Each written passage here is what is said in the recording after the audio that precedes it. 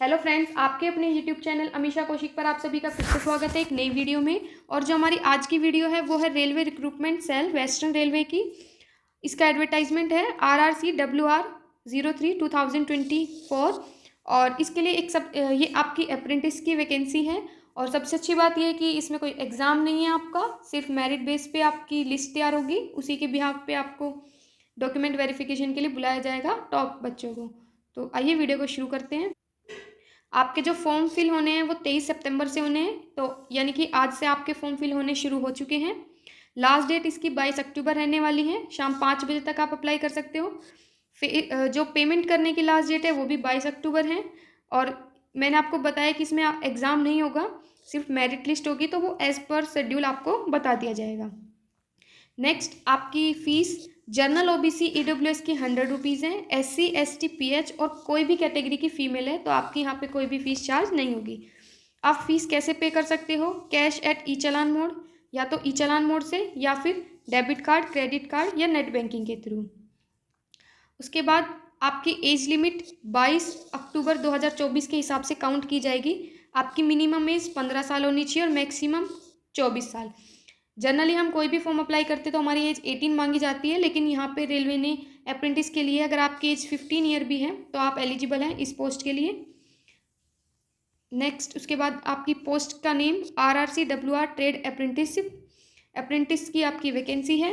Total 5066 post है। और जो एलिजिबिलिटी है वो class 10th school with 50% marks, आपने 10th क्लास किया हो 50% मार्क्स से, with ITI certificate in related trade and stream. आप जिस भी पोस्ट के लिए अप्लाई कर रहे हो आपके पास उससे रिलेटेड ITI का सर्टिफिकेट होना चाहिए। मैं आपको ऑफिशियल नोटिफिकेशन भी दिखा देती हूँ। ऑफिशियल नोटिफिकेशन है रेलवे रिक्रूटमेंट सेल अप्रेंटिस के लिए आपका फॉर्म निकाला गया है। नोटिफिकेशन जो ये ओपनिंग और लास्ट डेट मैंने आपको बता दी है। उसके बाद एज क्राइटेरिया भी मैंने आपको बताया, 15 साल से 24 साल तक 22 अक्टूबर के हिसाब से काउंट होगी। आपको रिलैक्सेशन दिया जाएगा जिस भी कैटेगरी को मिलता है। PWD के लिए 10 ईयर्स का है। उसके बाद यहाँ पे आप ये ऑफिशियल नोटिफिकेशन का लिंक मैं डिस्क्रिप्शन में दे दूँगी, आप वहाँ से विजिट भी कर सकते हैं।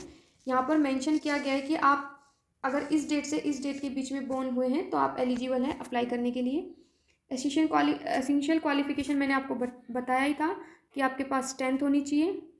और जिस भी आप फील्ड के लिए अप्लाई कर रहे हो, जिस भी पोस्ट के लिए, तो उससे रिलेटेड आपके पास उस ट्रेड का सर्टिफिकेट होना चाहिए। देखो यहाँ पे मेंशन है, मोड ऑफ सिलेक्शन के बारे में बता रखा है कि आपके 50% मार्क्स होने चाहिए पहले तो। दूसरा, आपका कोई भी रिटर्न एग्जाम नहीं होगा, ना ही कोई वाइवा होगा, और ना ही आपको कोई ज़रूरत है कि पोस्ट से कोई भी डॉक्यूमेंट भेजें, सिर्फ आपको ऑनलाइन अपलोड करना है। कैलकुलेशन ऑफ मार्क्स, आपको अपने मार्क्स कैसे कैलकुलेट करने हैं।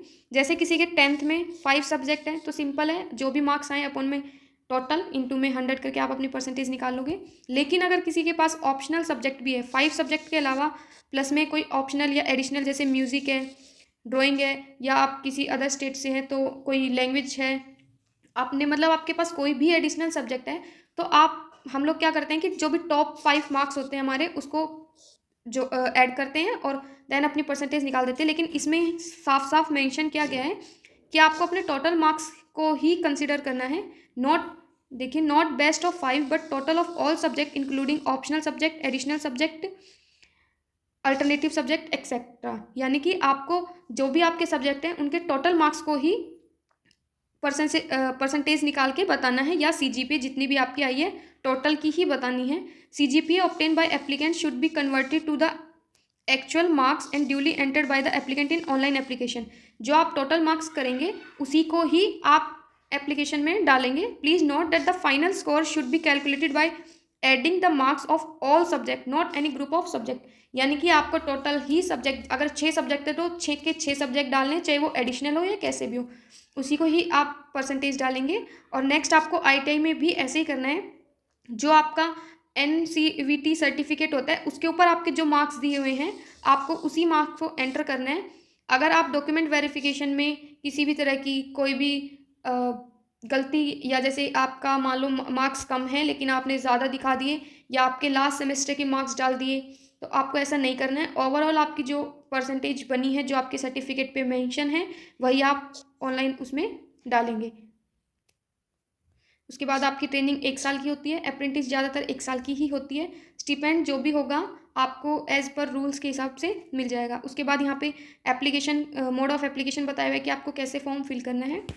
तो आज की वीडियो में इतना ही, और अगर आप इंटरेस्टेड है तो अपना फॉर्म टाइम से फिल कर लीजिए। Thanks for watching my video.